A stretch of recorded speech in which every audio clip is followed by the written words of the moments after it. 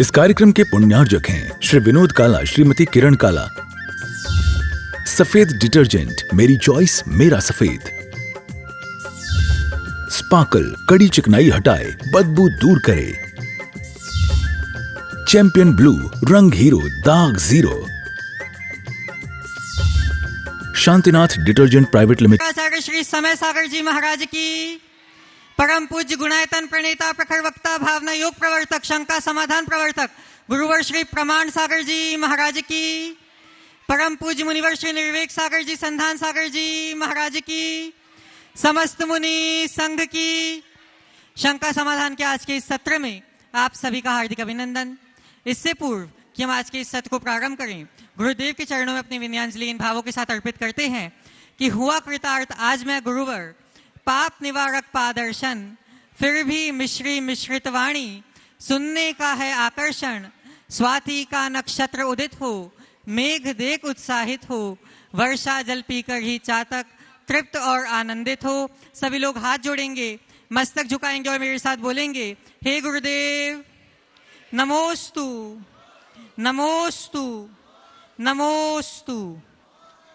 बंधु, आज के सत्र को हम प्रारंभ कर रहे हैं, उसके लिए हम सभी चलते हैं परम पूज्य मुनिवर श्री संधान सागर जी महाराज की श्री चरणों में और निवेदन करते हैं कि आपके माध्यम से, हे महाराज श्री, आपके माध्यम से गुरुमुख से शंका समाधान की गंगा यहाँ प्रवाहित हो सके, जिसमें आप लावित हो कि हम सभी अपने आप को धन्य कर सकें। नमोस्तु नमोस्तु नमोस्तु। आज का ये शंका समाधान का सत्र अपन चलते हैं गुरु चरणों। थोड़ा हल्ला कम करें। ओम ओम। अपन लोग गुरु के चरणों में बैठे हैं और आशीर्वाद ले लिया है। अब अपना मुंह तो बंद कर दो, फिर अपन गुरु की बात सुनेंगे।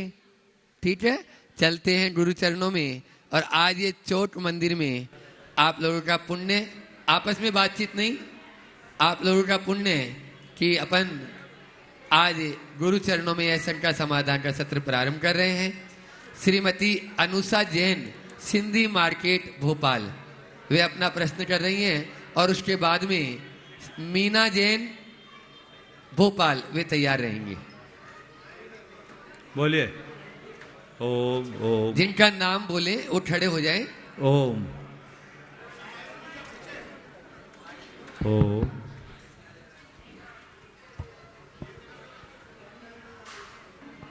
हाँ बोले, माइक चालू करके दें। सभी महाराजियों को नमोस्तु। महाराज जी, मेरा प्रश्न है, क्या कर्म की रेखाएं विश्वास, पुरुषार्थ अथवा आचरण से बदली जा सकती हैं? यदि हाँ तो कैसे? देखिए, विश्वास, आचरण और पुरुषार्थ से सब कुछ बदला जा, न केवल कर्म की रेखाएं बदली जा सकती, बल्कि कर्म की रेखाएं मिटाई भी जा सकती। हम जो मोक्ष प्राप्त करते हैं, मुक्ति पाते हैं, वो कैसे करते हैं? कर्म को नष्ट करके ही करते हैं। तो ये बात सत्य है कि कर्म एक बहुत बड़ी शक्ति, लेकिन कर्म ऐसी शक्ति नहीं कि उसके रहते हमारा सब कुछ नष्ट भ्रष्ट हो ही जाए। हम अपनी कर्म की शक्ति को अपने बल पर, अपने पुरुषार्थ के बल पर नष्ट कर सकते। विशुद्धि बढ़ाए, कर्म उसी से करें। नमोस्तु। ओम। मीना अविकल जैन भोपाल, वे अपना प्रश्न करें। पहले से थोड़ा सा हाथ ऊंचा कर दिया, खड़े हो जाएं ताकि माइक वहां तक पहुंच सके। और अपने बीच में आज इंदौर से गुणायतन के ट्रस्टी, प्रश्न है विक्की भाई, लक्की गंगवाल, संदीप गंगवाल और योगेश जी सेठी, दोनों ही गुणायतन के ट्रस्टी हैं। योगेश गोदा दोनों ही गुणायतन के ट्रस्टी हैं और वे अपना इंदौर से, और जो चातुर्मास, ऐतिहासिक चातुर्मास हुआ, उसमें भी बहुत अहम भूमिका इन दोनों निभाई। जोरदार तालियों से उनका स्वागत अभिनंदन कर दें। वे अपना प्रश्न भी करेंगे और उसके बाद हाँ मीना जी। सभी महाराज जी को नमोस्तु नमोस्तु नमोस्तु।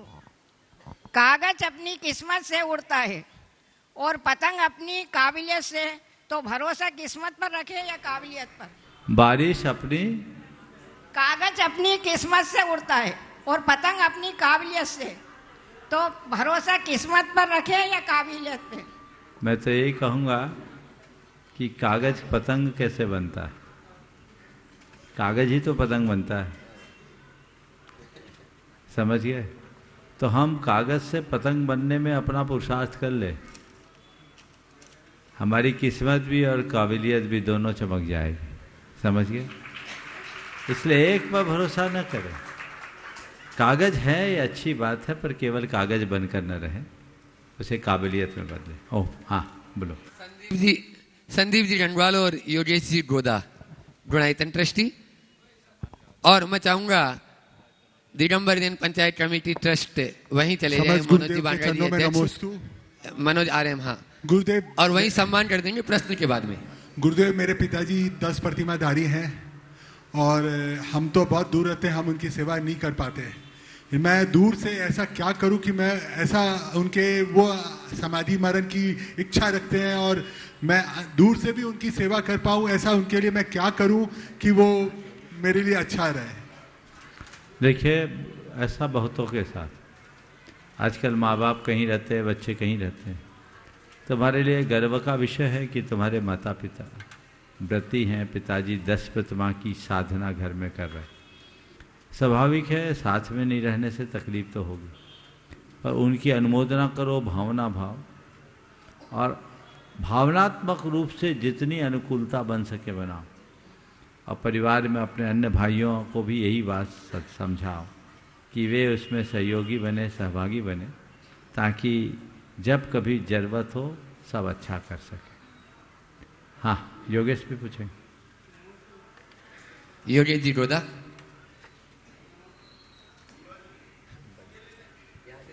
नमस्ते गुरुदेव। महाराज जी, आपके पास आने की इच्छा तो बहुत होती है, लेकिन आ नहीं पाते। लेकिन जब आते हैं तो जब जाने की भी इच्छा नहीं होती है, लेकिन जाना पड़ता है, ऐसा क्यों? आने की इच्छा होती, आ नहीं पाते, और जब आ जाते हैं तो जाने की इच्छा नहीं होती, जाना पड़ता है, ऐसा क्यों? गुरुदेव हमेशा कहते थे, आओ आना न पड़े और जाओ मत जाना पड़े। अगर जाने की इच्छा नहीं हो रही है तो समझ लेना तार ठीक तरीके से जुड़ गए, तो ये शुभ लक्षण, समझे? ये लगाव बनाओ, ये स्वाभाविक है। घर गृहस्थी और दुनियादारी वो तो तुम्हें प्रभावित करेगी, उससे जुड़े तो जुड़े ही रहना पड़ता है, लेकिन अपनी निष्ठा मजबूत बन करके चलने चाहिए, जिससे जीवन का पथ प्रशस्त हो। ओह हाँ, इनका सम्मान हो रहा है, ट्रस्ट कमेटी यहाँ सम्मान कर रही है, आप लोग जोरदार तालियों से एक बार और सम्मान कर दें। श्रीमती बिंदु जैन, श्रीमान अनुराग जी जैन तैयार रहें, और उसके बाद में कमल जी अजमेरा। ओ बिंदु, अनुराग, हाँ प्रश्न करें, और उसके बाद में कमल जी अजमेरा तैयार रहें। नमोस्तु महाराज जी, सभी महाराज जियों को नमोस्तु।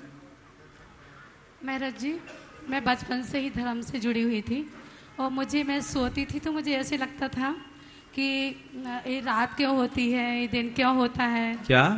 मैं बचपन से ही धर्म से जुड़ी हुई थी, और मुझे ऐसे लगता था कि कुछ बड़ा करना है, कुछ बड़ा करना है, लेकिन मैं समझ नहीं पाती थी कि मुझे क्या बड़ा करना है। और सोचती थी कि रात क्यों होती है, दिन क्यों होते हैं, वही सब काम शुरू हो जाते हैं रोज़, ऐसा क्यों, मुझे कुछ बड़ा करना है। तो महाराज जी, कुछ से ऐसे अपने आप होते गए बड़े बड़े काम, लेकिन उनसे भी मैं संतुष्ट नहीं हूँ, और मुझे मतलब अपने आप बड़े बड़े काम मुझे होते रहते हैं। यहाँ तक कि मैंने अभी दुकान भी खोली है, तो उसमें बाइयाँ वगैरह 80% मेरी आती हैं मेरी दुकान में। तो महाराज जी, लेकिन अभी भी मुझे संतुष्टि नहीं मिलती, और ऐसे लगता है अपराध बोझ सा कि मैं बड़ा कुछ करना है, लेकिन मैं कर नहीं पा रही हूँ। तो इसके लिए मुझे सबसे पहले अपने जीवन का लक्ष्य बनाओ, उसके अनुरूप पुरुषार्थ जगाओ, ताकि जीवन बेहतर बन सके। बड़ा करना तो यही है कि रत्नत्रय धारो, वही सबसे बड़ा काम है, बाकी सब छोटे काम हैं। चलो, आपका आशीर्वाद। आगे कमल जी अजमेरा अपने बीच में भोपाल से, और उसके बाद में विनय जी जैन चिरमिरी, जो संरक्षक हैं गुणायतन के, तैयार रहेंगे, और उनका सम्मान भी हो रहा। महाराज श्री, आपके चरणों में त्रिवार नमोस्तु। गुरुदेव, एक सबसे बड़ी बात यह है कि हमारे देश के प्रधानमंत्री आचार्य श्री के दर्शनार्थ जहाँ पधारे थे, और उन्होंने राष्ट्र के संबंधी चर्चा की थी, उसका पालन उन्होंने किया था। उसी तारतम्य महाराज श्री, जब आप टीटी नगर पंच कल्याणक में थे, हमारे प्रदेश के उप मुख्यमंत्री और वित्त मंत्री माननीय जगदीश जी देवड़ा आपके पास पधारे थे और हमने कहा महाराज श्री ये अगला बजट ये प्रस्तुत करने वाले हैं। गुरुदेव आपने एक सलाह दी थी कि पशुओं के संबंध में, गौशाला के संबंध में, गुरुदेव उस चीज़ को उन्होंने जब कल बजट का जब भाषण था उसमें गौशाला के लिए पिछले साल से ज़्यादा ऐसा डबल राशि गौशाला के लिए उन्होंने आवंटित की। आज जब मैं उनको बधाई देने गया गुरुदेव, तो उन्होंने कहा कि आपके महाराज श्री का जो आदेश था उसको हमने संज्ञान लेते हुए हमने एक राशि जो है डबल की और मेरा उनको प्रणाम कहना, और मैं अभी बीच में रंग पंचमी या उसके बीच में आके उनसे आशीर्वाद लेने अवश्य आऊँगा। नमोस्तु गुरुदेव। बहुत सुंदर, एक बार कमल भाई का भी अभिनंदन कर दे।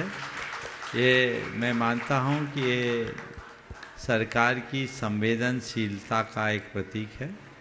सरकार ने गौ सेवा के क्षेत्र में शुरू से ही बहुत अच्छा भाव रखा और काम भी किया है। और अगर आपने जैसा बताया उसके अनुसार यदि ये बजट गौशालाओं का डबल हुआ है तो एक प्रशंसनीय कदम है और निश्चित इससे हम अपने देश में, अब इस प्रदेश में गौशालाओं को और आगे बढ़ा सकेंगे। मेरा बहुत बहुत आशीर्वाद। चलिए अपने बीच में चिरमरी से विनय जी जैन जो गुणायतन के संरक्षक हैं, वे अपना प्रश्न कर रहे हैं और कर्मठ कार्यकर्ता भी हैं, अहरनिश वैयावर्ती में लगे रहते हैं। एक बार जोरदार ताली बजा दीजिए उनके सम्मान में। और मैं चाहूंगा पंचायत ट्रस्ट कमेटी प्रश्न के बाद में वहीं जाकर उनका सम्मान भी कर देगी। उसके बाद में राखी जैन घोड़ा नक्काश तैयार रहें। गुरु जी के चरणों में नमोस्तु नमोस्तु नमोस्तु। छुल्लक जी के चरणों में इच्छामी इच्छामी इच्छामी। चलिए, इन्होंने अपना सवाल बाईपास किया है। चलो चलिए बोलो। क्षमा चाहता हूँ गुरु जी। मेरा प्रश्न ये है कि मैं शिखर जी पे जाने को तैयार हो गया हूँ, मेरी टिकट भी बुक हो चुकी है, लेकिन मेरा पूछना ये, वहाँ पहुँचकर मैं अगर अभिषेक, पूजन, शांति धारा करना चाहूँ तो उसके लिए मुझे क्या करना होगा? और मैं उत्साहित हूँ कि मेरी बेटी की जब शादी हो जाए उसके पश्चात मैं एक सिद्ध चक्र विधान कराना चाहता हूँ। उसके लिए 100 धर्म बनने के लिए मुझे क्या क्या करना होगा, इस बात से मुझे अवगत कराएं। बहुत अच्छा भाव आपका है। मैं चाहूँगा एक बार हरपाल जी का जोरदार अभिनंदन करें। देखिए, ये जो सवाल है ये संहिता विषयक सवाल है और संहिता विषयक सवाल का उत्तर सार्वजनिक देना मैं उचित नहीं समझता। हमारी सब प्रकार की व्यवस्थाएं हैं। मैं आपके भावों का बहुमान करता हूँ। आपने बहुत उत्तम भाव रखे हैं। अलग से समय लेकर के आप बैठिएगा, वहाँ उसका समाधान निकलेगा। और मैं चाहूँगा कि इनके इस भाव का सम्मान करते हुए इनका भी सम्मान कर दीजिए। और हमारे विनय भाई जो आप देख रहे हैं बड़े मूछ वाले हैं, वो हमेशा सेवा में समर्पित रहते हैं और गुणायतन के संरक्षक भी हैं, उनका भी अभिनंदन आप लोग कर दीजिए वहीं पर। विनय जैन। जोरदार तालियां दोनों के लिए।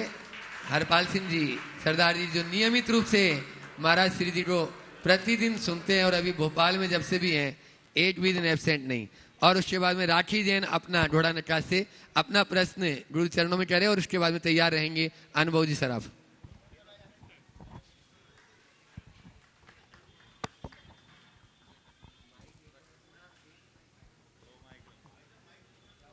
तीनों महाराज श्री के चरणों में नमोस्तु नमोस्तु नमोस्तु।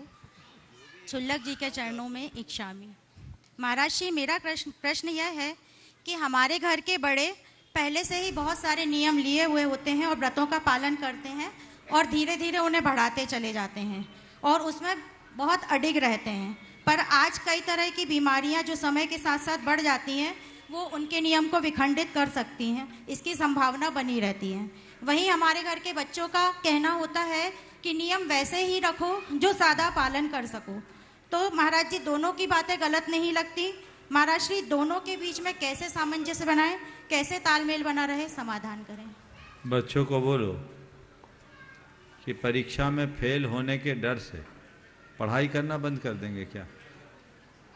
अरे पढ़ाई करेंगे, पेपर टफ आ जाएगा तो फेल ही होंगे, पर कम से कम परीक्षा देने का तो खुशी मनाएंगे। इसमें क्या सोचना? व्रत लो निभाने के लिए और उसे निभाओ। कदाचित कर्म का तीव्रोदय आ जाए और व्रतों में कोई दोष लग जाए तो बाद में प्रायश्चित से उसका शुद्धि होगा। अब दोष ना लगे इसलिए व्रती ना ले, ये कहाँ की समझदारी? समझ गए? और सबके साथ तो ऐसा होता नहीं, 100 में 1-2 के साथ होता है। तो जिनके दोष लग गए उनको देखने की जगह जो निभा रहा उन्हें देखने की कोशिश करे, जिससे पथ प्रशस्त हो सके। नमोस्तु महाराज। ओ अनुभव जी सराफ कुछ घोषणा भी करना है और वो अपनी बात भी आपके सामने रखेंगे और उसके बाद में तैयार रहेंगे अरविंद सुपारी जी की बिटिया अनुकृति जैन। गुरुदेव के चरणों में नमन और मुनि संघ के चरणों में नमन। निरंतर की भांति शाश्वत क्षेत्र संबित से घर से गुणायतन परिवार में लोगों का क्रम जुड़ता ही जाता है।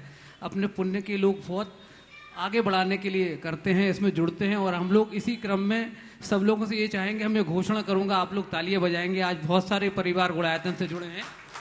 इसी क्रम में आज हमारे साथ ऑफलाइन और ऑनलाइन दोनों सदस्य जुड़े हैं। ऑनलाइन में जो हमें प्रविष्टि मिली है निर्माण निधि के रूप में, आप लोग तालियां बजाना। श्री विजय सुनोती पाटोदी इंदौर, बरजा उज्जवल बिठोदे भोपाल, श्री हीरालाल जी जैन राजेश कुमार जैन मुंबई, श्रीमती पुष्पा जैन भरत भूषण जैन दमोह, श्री निखिल जैन तानिया राज जैन मेवान दुबई, श्री अजित सरोज जैन गौरव जैन नेहा जैन अशोकनगर। इसी क्रम में हमसे सूत्रधार के रूप में जो जुड़े हैं श्री ऋषभ जैन, श्रीमती आयुषी जैन, सुपुत्र राजीव कुमार जैन, रफीगंज। आप लोग तालियां बजाएं, उनके पुण्य की अनुमोदना करें और अपना पुण्य भी बढ़ाएं। आप सब भी गुणायतन परिवार में जुड़ेंगे, इसी भाव के साथ अपने लिए ताली बजाएं आप। और साथ में आज हमारे भोपाल का एक वरिष्ठ नाम और हमारे बहुत सारी सामाजिक संस्थाओं से जुड़ी है, मैं उनका नाम लेना चाहूँगा। वो संस्थापक सदस्य के रूप में आज हमारे ट्रस्टी के रूप में जुड़े हैं श्री वीरेंद्र जैन, श्रीमती पायल जैन। सम्मान के साथ उनको बुलाऊंगा, मंच के नज़दीक आएँ। उनके सम्मान के लिए हमारे पंचायत कमेटी ट्रस्ट के अध्यक्ष और साथ में हमारे गुणायतन के ट्रस्टी मनोज जी बांगा, अगर वो यहाँ पर हों, मेरी आवाज़ सुन रहे तो आ जाएँ। साथ में आदित्य मनेहा जी और साथ में अरविंद जैन सुपाड़ी जी हमारे गुणायतन के ट्रस्टी हैं। और स्वागत सम्मान की बेला को क्रम में करें। वीरेंद्र जी, मैं चाहूँगा आप यहाँ पर आए और भाभी जी अगर यहाँ पर हो तो भाभी जी भी साथ में खड़ी हों। आप लोग तालियां बजाते रहे जब तक सम्मान का क्रम चल रहा है। आज हमारे यहाँ संस्थापक स्वरूप के सदस्य में आप जुड़े हैं। शीघ्रता करके भाभी जी आगे आए, क्योंकि हमें अभी आगे अपना प्रश्न मंच का कार्यक्रम भी ले जाना है। शीघ्रता करें थोड़ा जल्दी। आप संस्थापक सदस्य आज ट्रस्टी के रूप में आज ये परिवार जोड़ा है श्री वीरेंद्र जैन, श्रीमती पायल जैन, हरदिका अभिज्ञा जैन भोपाल।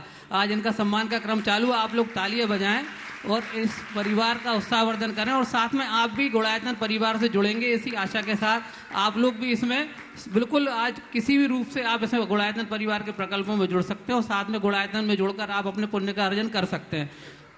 आप लोग तालियां बजाते रहें।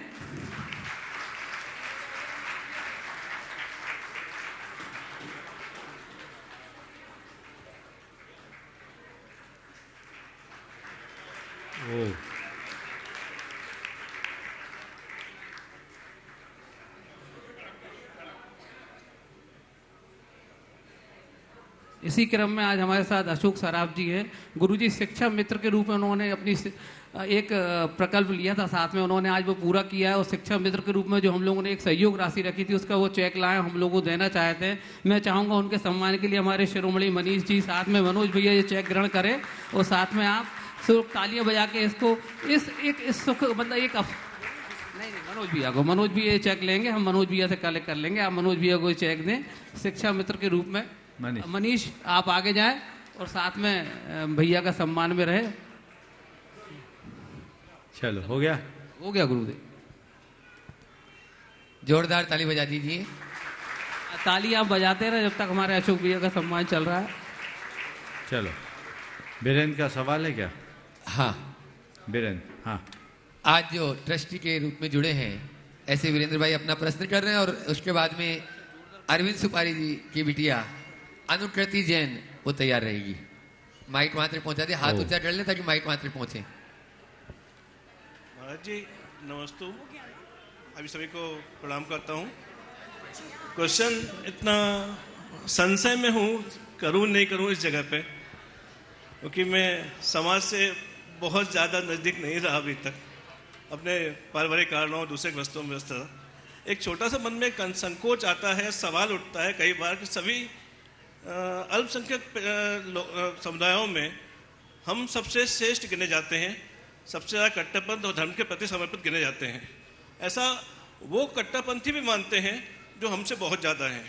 फिर भी एक सवाल हमारे मन में आता है, अहिंसा को लेकर अहिंसावादी होते हुए हम सरकारी नीतियों और समाज की कुरीतियों से भ्रमित होकर सामाजिक दृष्टियों को अपनाते हैं। जैन धर्म को जानते हुए भी हम उन चीज़ों को अपनाते हैं और चलते भी हैं, उसमें स्वयं समाज ही नहीं मैं भी शामिल हो सकता हूँ। तो ऐसे परमाणु नियोजन जैसे पाप को अपनाते हुए हम उसी दृष्टिकोण से आगे बढ़ रहे हैं और निम्नतर होते जा रहे हैं। कभी हमने अफगानिस्तान आदि छोड़ा था, पता नहीं कब हम ये सब छोड़ेंगे, और लेकिन हम अहिंसक होने के बाद भी उस घृणित नीति को अपनाते हुए आगे चल रहे हैं। और जबकि हमें वो लोग भी मानते हैं, उन समुदाय के लोग भी मानते हैं कि हम धर्म के प्रति कट्टरपंथ हैं। तो गुरुजी हमारा वास्तव में धर्म के प्रति समर्पण कितना है? हम जैन धर्म को जानते हैं, मानते हैं या धारण करते हैं? बहुत सुंदर सवाल, ज्वलंत सवाल।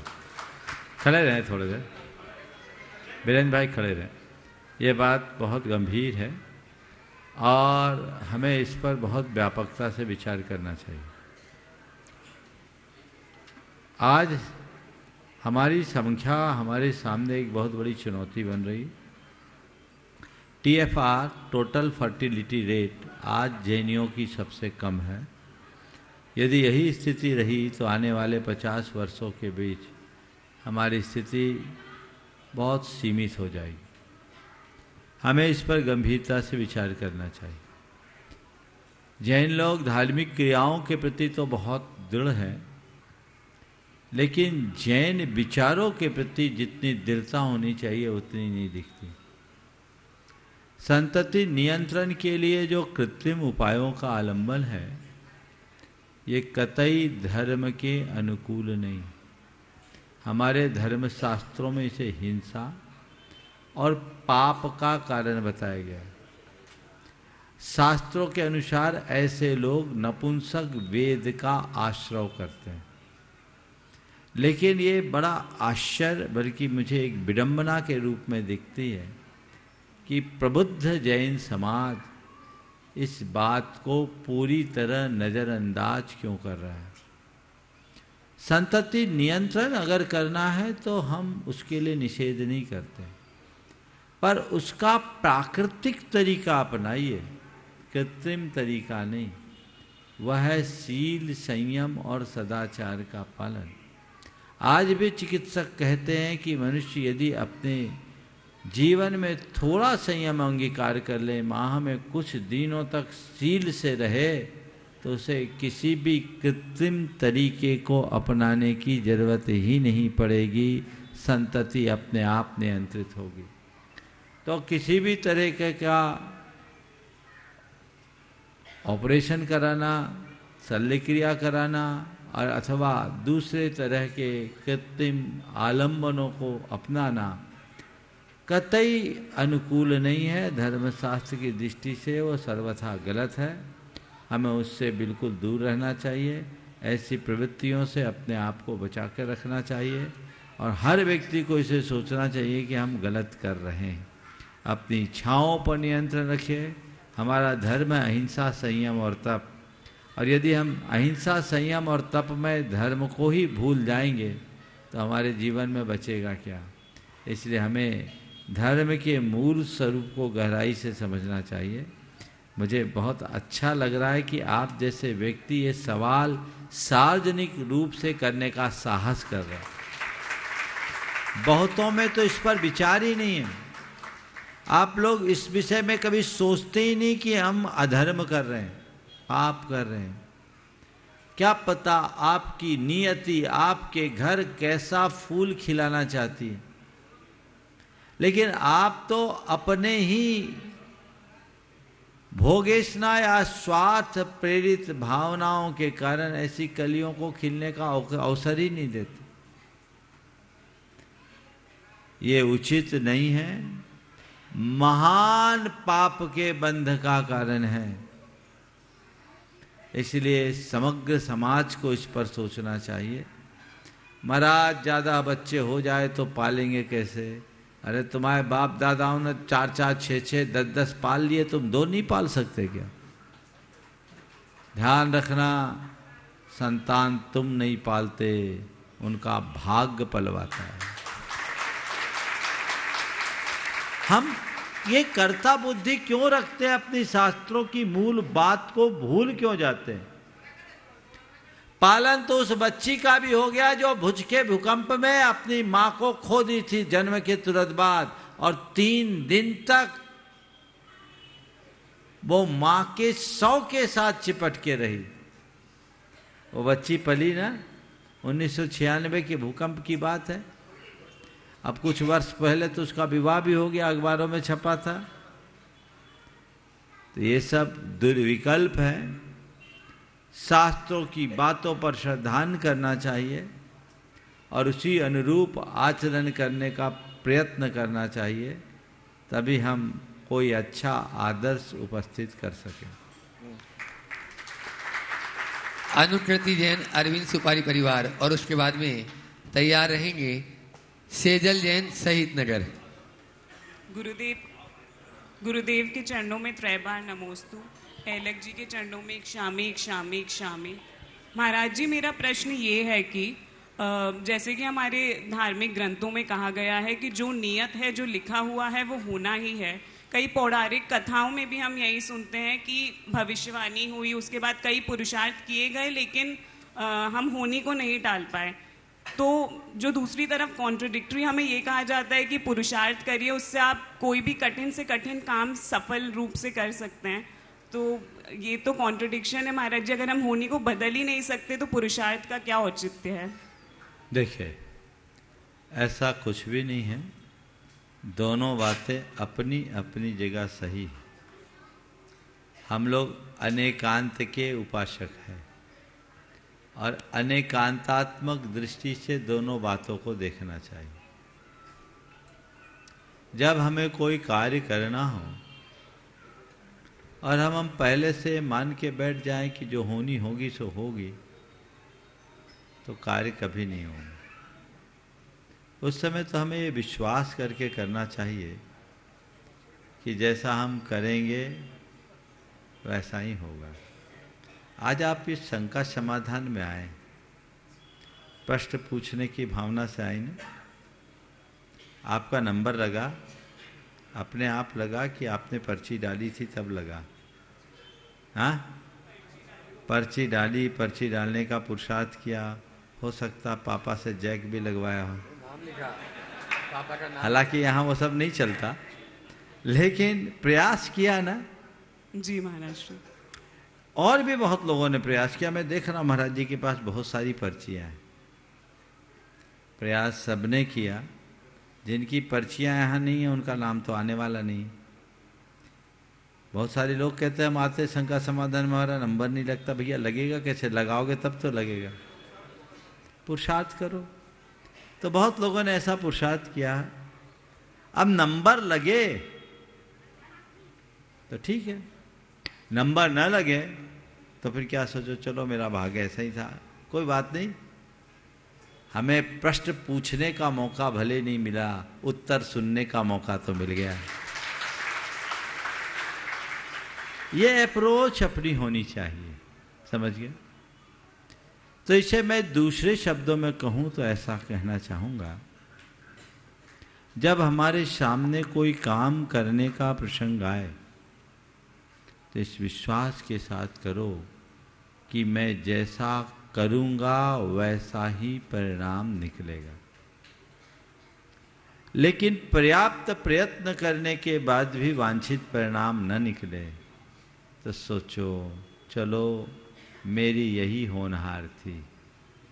चित्त के समाधान की ये भावना है। सर्वथा सिद्ध सिद्धांत नहीं। समझ गए? उदाहरण के लिए अभी आप मुझसे सवाल कर रही हो, मेरी बात को बहुत गंभीरता से सुन रही है ना? इस समय तुम्हारे अंदर कितनी योग्यताएं पता है? अभी मेरी बात को गंभीरता से सुन रही है ना? अगर मैं कोई जोक सुना दूं तो तुम हंस दोगी, कोई आश्चर्यजनक बात कर दूं तो तुम चकित हो जाओगी, कोई भयोत्पादक बात कर दूं तो तुम डर भी सकती हो, और थोड़ी सी तारीफ कर दूं तो तुम्हारा चेहरा खिल जाएगा, है ना? हाँ? और अगर थोड़ा सा डांट दूं या आलोचना कर दूं तो मुंह उतर जाएगा, होगा? अब ये सारी संभावनाएं इस समय तुम्हारे भीतर विद्यमान है कि नहीं है? जी। पर प्रकट कौन सी हो रही है? जैसा आप कहेंगे। निमित्त आ रहा है। समझो बात को, संभावनाएं सब है, पर प्रकट कौन सी हो रही है? जैसा निमित्त आ रहा है। नहीं, महाराज को तो ऐसा कहना ही था, हमको ऐसा ही पूछना था, उनको समझाना ही था, हमको नहीं समझना था, उनको मनवाना ही था, हमें नहीं मानना था, उनको हमें डांटना था और हमें नहीं सुनना था। ऐसा है क्या? फिर एक ही सवाल, एक ही उत्तर। ऐसा हमारे शास्त्रों में कहीं नहीं। जैन दर्शन क्या कहता है? कारण क्रमानुक्रम विधायित्वात् कार्य क्रमानुक्रमस्य। कार्य का क्रमानुक्रम कारण के क्रमानुक्रम पर निर्भर करता है। ये वैज्ञानिक सिद्धांत मानता है जैन दर्शन। जैसी कारण सामग्री होगी वैसा कार्य होगा। समझ गए? इसलिए तुम जैसे युवाओं को इन बातों में मत रहना कि जो मेरे भाग्य में होगा वो होगा। तुम सबको तो यही सोचना चाहिए जो हम करेंगे वो होगा। लेकिन इसमें भी अनेकांत को ऐसे अपनाओ। हम जो करें, हम अच्छा करें, ये हमारा पुरुषार्थ। हम कुछ अच्छा करें यह हमारा पुरुषार्थ है, और उसका दुनिया अच्छा कहे ये हमारा भाग्य है। समझ गए? मेरे हाथ में प्रयत्न है, परिणाम नहीं। हम अच्छे से अच्छा प्रयत्न करें और जो भी परिणाम आए उसे अच्छा मान करके स्वीकार करें। समझ गए?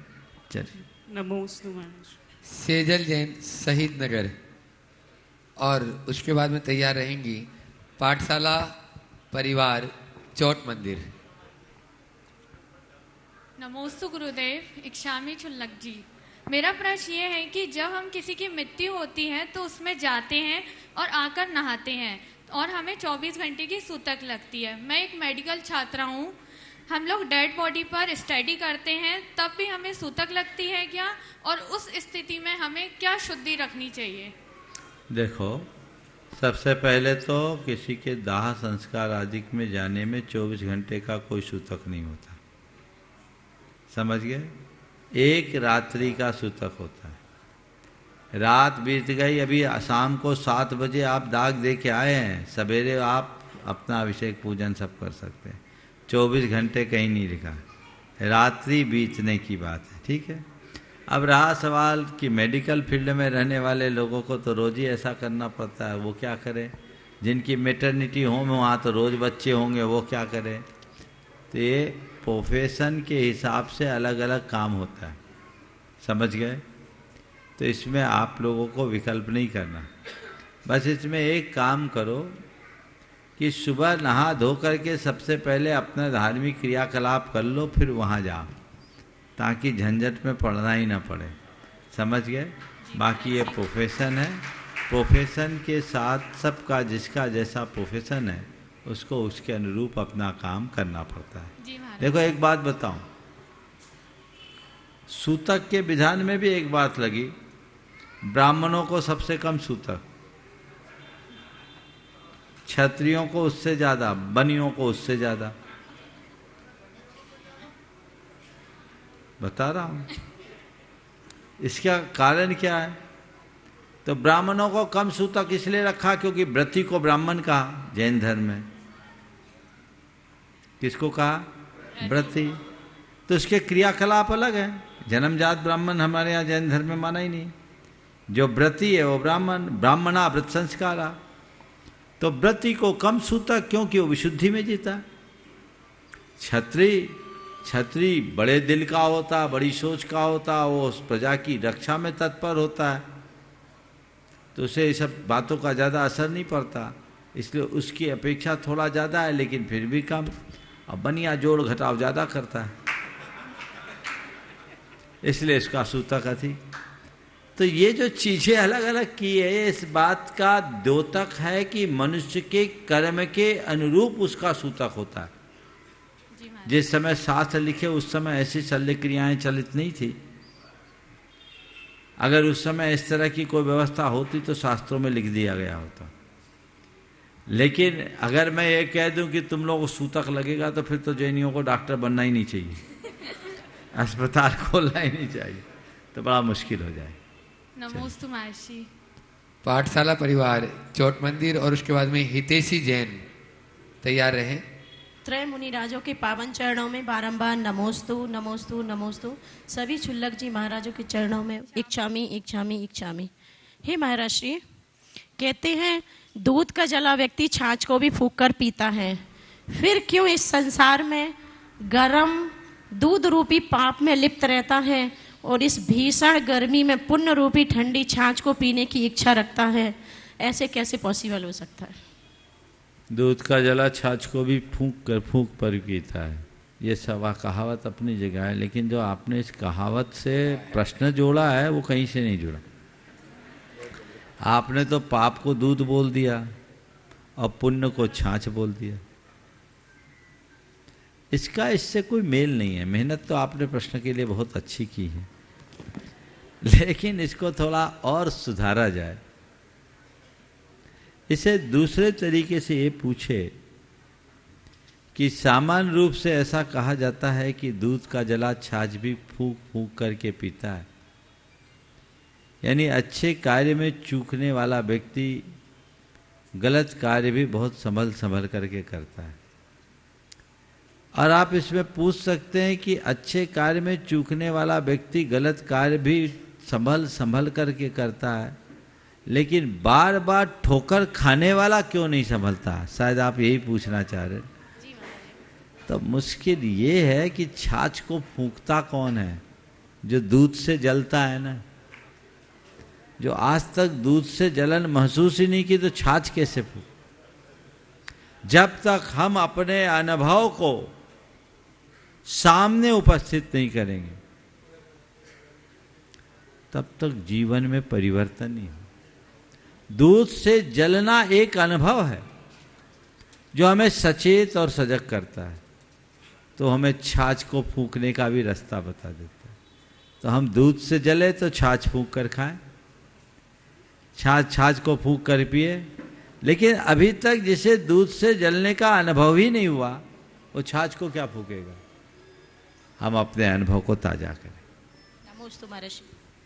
हितेशी जैन स्टूडेंट है, वे अपना प्रश्न करें। और उसके बाद में आदित्य जी मणिया जो गुणायतन के ट्रस्टी हैं, मंगलवार के अध्यक्ष हैं, वे अपना प्रश्न करें पीछे। और आज अपने बीच में हरिहर महोत्सव समिति के कुछ गणमान्य नागरिक गण यहाँ पर उपस्थित हुए हैं, अपन उनको यहाँ पर आमंत्रित करेंगे।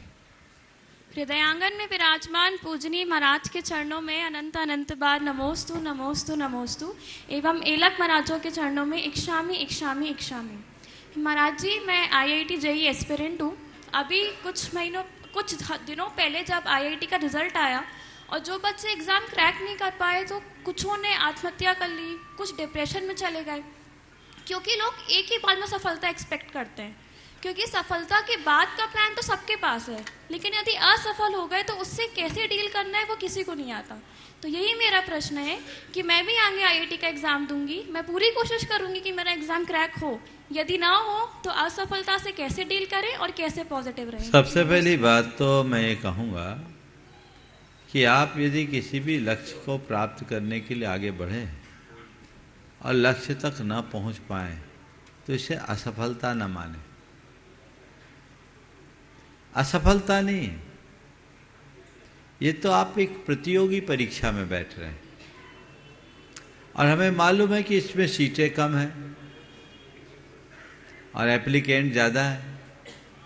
IIT में कितने बच्चे बैठते हैं? माइक दो उसको। लगभग 20 से 22 लाख बच्चे बैठते हैं। 22 लाख? जी।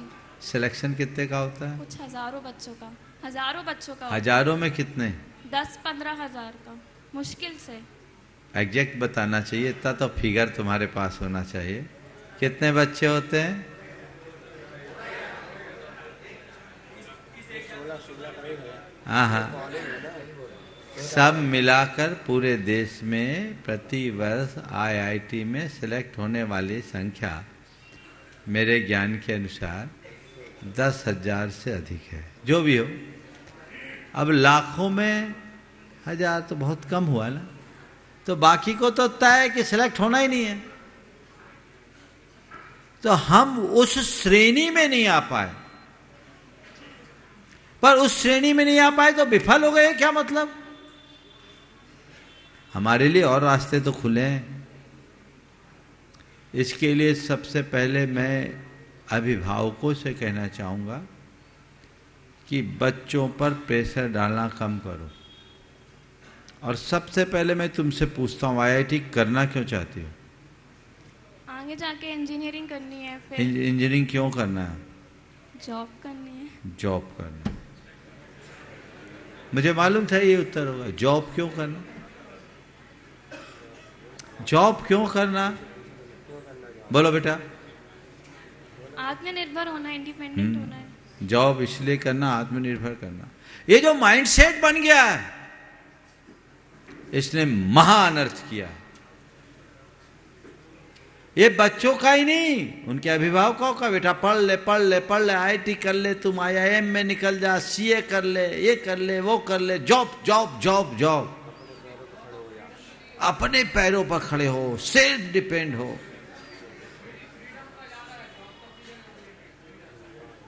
और इसमें फ्रीडम रहेगा, इधर से बोल रहे हैं, ये भी एक कंसेप्ट है। और इसमें भी सबसे ज्यादा माताएं होती है बच्चों की। ये अवधारणा गलत है। आप ऐसा करके अपने बच्चों के भविष्य से खिलवाड़ कर रहे हो। बच्चों को आप योग्य और परिपक्व बनने की बात करो, उनकी योग्यता निखरे, उनमें परिपक्वता आए, ऐसा रास्ता बताओ।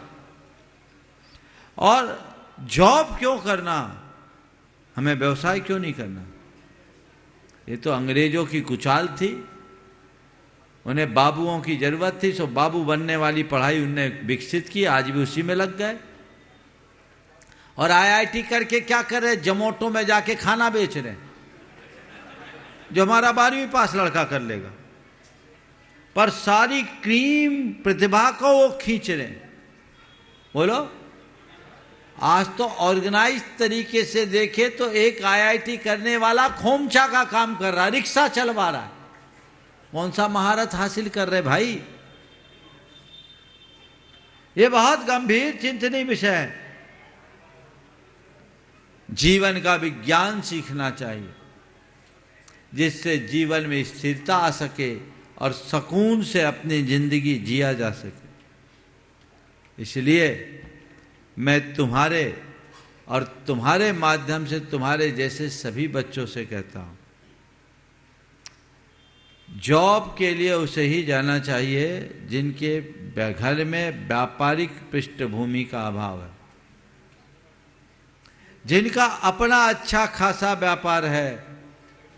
उन्हें जॉब करने की जरूरत क्या है? उन्हें जॉब देने की जरूरत है। और पढ़ाई करने के लिए भी किसी भी क्षेत्र में जाओ, आप पहले चुनो हमको किस क्षेत्र में जाना है।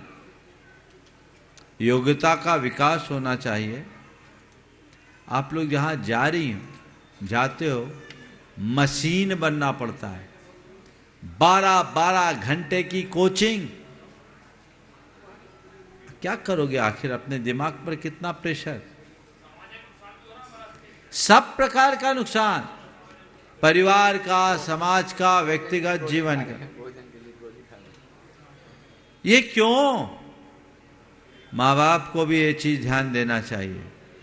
और आज ये परिणाम हुआ कि लोग कला गुणों को तो जानते ही नहीं। अब IIT के लिए तुमने तैयारी की, सिलेक्शन नहीं हुआ, आगे क्या करोगे? अब कुछ करने ही लायक नहीं बचे, थक गए। तब फिर बच्चे हारते हैं और तब फिर कई बच्चे अपनी जिंदगी से ही खिलवाड़ कर जाते हैं, तब सुसाइड करते हैं।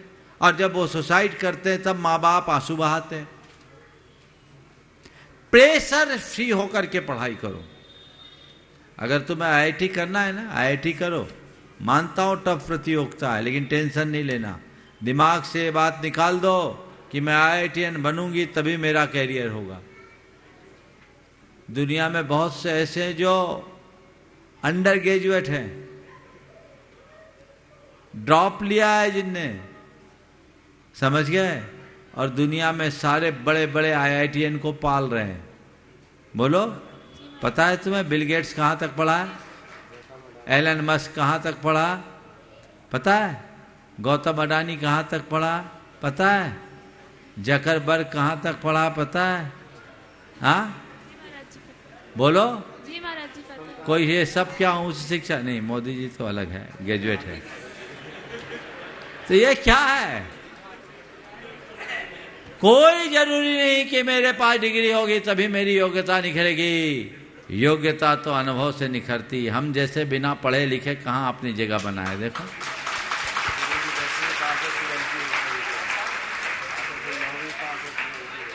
हाँ, अरे बाबा, IIT वालों को संबोधन किया है हमने, उसमें कोई बाधा नहीं, लेकिन मेरे पास कोई डिग्री नहीं है। महाराज आप अपने आप में यूनिवर्सिटी में हमने जाकर के उद्बोधन दिया, यूनिवर्सिटी में किताबें चल रही है, लेकिन हम तो पढ़े लिखे नहीं, हम तो 10वीं हैं। अब बोलो। इसलिए मैं तो महाराज का संदेश आप लोगों को देना चाहता हूँ। हमारे महाराज आप लोगों को बहुत करुणाशील है। वे कहते हैं बच्चों को 70 से ज्यादा नहीं लाना और 60 से कम नहीं लाना, यही बोलते हैं। अपने बने रहेंगे, बस इतना बच्चा करेगा तो तुम्हारे घर में रहेगा, नहीं घर में नहीं रह पाएगा बच्चा। बहुत गड़बड़ियां हैं, तो उसको विफलता मत मानो। और मैं ये नहीं कहता कि आप IIT में प्रिपरेशन मत करो, आप नीट क्वालिफाई मत करो, करो, प्रेशर में मत करो, टारगेट रखो। और कदाचित सिलेक्शन नहीं हुआ तो दूसरी संभावना देखो, तीसरी देखो। मेरे संपर्क में एक लड़का जो नीट करना चाह रहा था, नीट नहीं कर पाया, तो उसने अपने पिता से कहा पापा मैं डॉक्टर नहीं बन पाया, डॉक्टर पालूंगा। डॉक्टर नहीं बन पाया, डॉक्टर पालूंगा। और वो बेंगलोर जाके BBA करके आया और आकर के घर आया, हॉस्पिटल खोल लिया, मल्टी सुपर स्पेशलिटी हॉस्पिटल है, और आज कम से कम 50 डॉक्टर को पाल रहा है। बोले हम क्या है, मेरे डॉक्टर कर रहे, डॉक्टर हाथ जोड़ता है, क्या है? अब बोलो सफल कौन है, जो डॉक्टर बन गया वो, या जो डॉक्टर को पाल रहा है वो? इसलिए इसे असफलता मानना बंद कर दीजिए, समझ गए? और ये रैंक नंबर्स, ये प्रेशर ओवर है। पढ़ाई करने के लिए पढ़िए, ज्ञान की वृद्धि के लिए पढ़ाई कीजिए, नंबर लाने के लिए पढ़ाई मत कीजिए। नंबर लाने वाले सब फिसड्डी हो जाते हैं, समझ गए? इसलिए बिल्कुल नहीं, आप बच्चों की इस तरह से तुलना मत कीजिए, ऐसा करके आप बड़ा नुकसान पाएंगे। परसों एक परिवार का संदेश आया मेरे पास, उनकी बिटिया का एक पेपर खराब हो गया तो बड़े टेंशन में आ गए, जबकि उसका ऑप्शनल पेपर था कि इसमें मेरे मार्क्स कम आएंगे। वो पागलों जैसी हरकत करने लगे।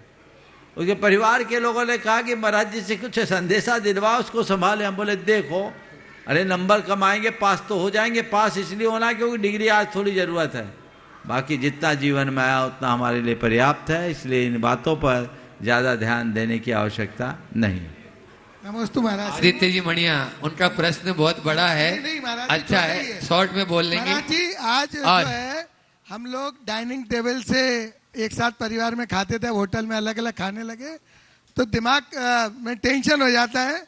तो महाराज श्री हमने भावना योग किया और अपनी आंखें मूंद कर बैठ गए और अपनी जीवात्मा से कनेक्ट करने का प्रयास कर रहे थे। शुरू में कॉल ही नहीं लगा, आपको नेटवर्क ही नहीं मिला। ऐसा बोला कि आप वो तो कहीं और बात कर रहे हैं। लेकिन कुछ दिन प्रयास के बाद वहां से आवाज आई, हल्की सी आवाज आई, हेलो मैं प्रमाण सागर जी बोल रहा हूँ, तुम्हारा सच्चा साथी, सुख दुख में मैं तुम्हारे साथ हूँ, दूसरों से अपेक्षा मत करो, प्यार ज्ञान अध्यात्म का सागर इधर ही है, आप इन लहरों में खेलो कूदो, मैं डूबने नहीं दूंगा। महाराज जी मेरा कुछ सामान आपके पास पड़ा है, आप बताइए कि क्या करें।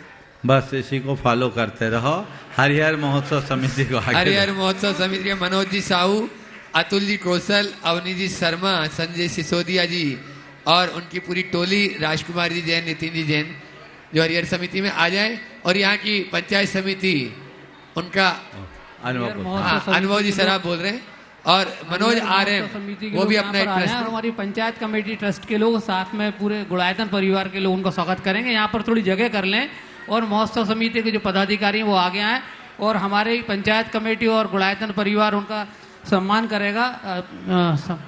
आप नमोस्तु करें गुरु को, आके शीघ्रता करें। और देखें यहाँ पर माइक लगे हुए हैं, यही हाँ सवाल करा लो। मनोज जी आ रहे हैं, तैयार रहे, कल का जो बताना साथ में। हाँ देखिए एक मिनट, जैसे आए, कल महाशांति धारा होनी, कल पूर्णिमा का दिन है, विशेष पूर्णिमा है और ये अष्टानिका की पूर्णिमा है। इस पूर्णमासी के दिन आप लोगों को एक विशेष योग मिलने जा रहा है। कल 24 में महाशांति धारा होगी, सम्मान का क्रम चालू। और ये शांति धारा 1008 मंत्रों से होगी, जो लगातार 55 मिनट तक चलेगी।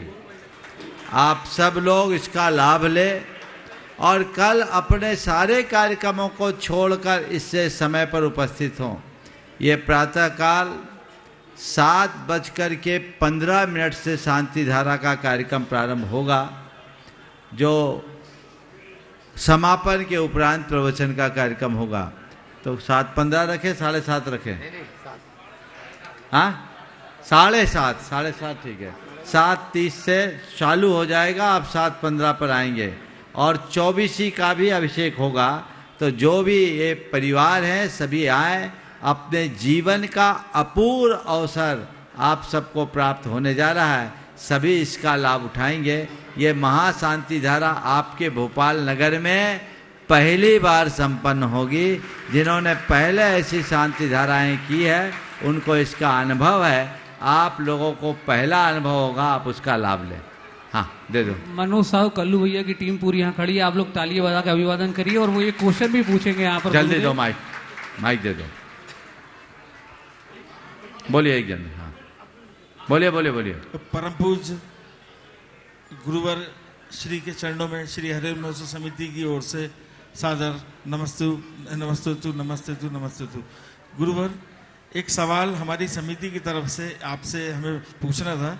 इस दुनिया में हर रिश्ता, जैसे माता पिता, पति पत्नी, भाई बहन, दोस्त, आस पड़ोस, व्यापारी, प्रेम युक्त इंसान, सभी को कहीं ना कहीं किसी से जुड़े या जुड़ने चाहते हैं आपस में एक दूसरे से। वे सभी कहीं ना कहीं प्रत्यक्ष या अप्रत्यक्ष रूप से अपने साथ वालों को कहीं ना कहीं द्वेष भाव से जरूर रखते हैं, द्वेष भाव से देखते हैं या रखते हैं उसको। क्या ये संभव नहीं कि द्वेष भाव रखकर मुट्ठी खुल जाने से बेहतर ये हो कि आपसी सामंजस्य बना के कोई ऐसी युक्ति हो हम आपसे युक्ति पूछना चाहते हैं कि जो आपस में प्रेम बना रहे, भाई बहन, पति पत्नी, माता पिता, व्यापारी, सबकी कोई ऐसी युक्ति हो जो सबके लिए। बहुत सुंदर। देखिए, एक तो सामान्य नियम है, यत्र रागः प्रथम धत्ते देशस् तत्रेति निश्चय। जहाँ राग होता है वहाँ द्वेष तो होता है, लेकिन राग देश की इस परंपरा के मध्य भी हम द्वेष हो पर बैर ना बने, उसके लिए एक युक्ति है कि यदि किसी से कुछ खटपट हो जाए तुरंत क्षमा मांग लो और क्षमा कर दो, चैप्टर क्लोज। बातों को डिलीट करने का अभ्यास अगर बन गया तो ये बात कभी गहरी नहीं होती, गांठ नहीं बनती, जीवन का पथ अपने आप प्रशस्त होता है। समय आप सबका हो गया, यहीं पर विराम। आगे की सूचनाएं गुरुदेव, जैन नगर वाले प्रतीक्षा करो, कल रिजल्ट खुलेगा तुम्हारा। कल तो यहाँ है, हाँ और क्या है,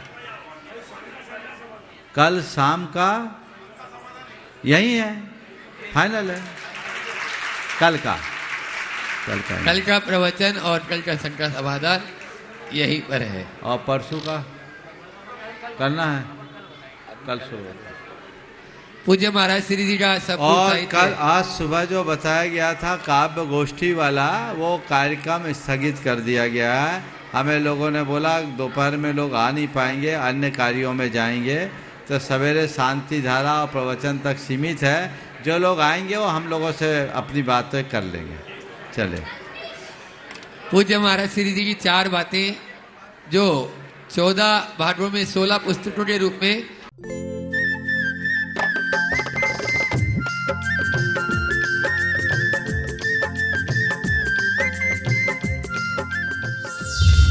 इस कार्यक्रम के पुण्यार्जक हैं श्री विनोद काला, श्रीमती किरण काला। सफेद डिटर्जेंट, मेरी चॉइस मेरा सफेद। स्पार्कल, कड़ी चिकनाई हटाए, बदबू दूर करे। चैंपियन ब्लू, रंग हीरो, दाग zero. Shantinath detergent private limited, Kolkata.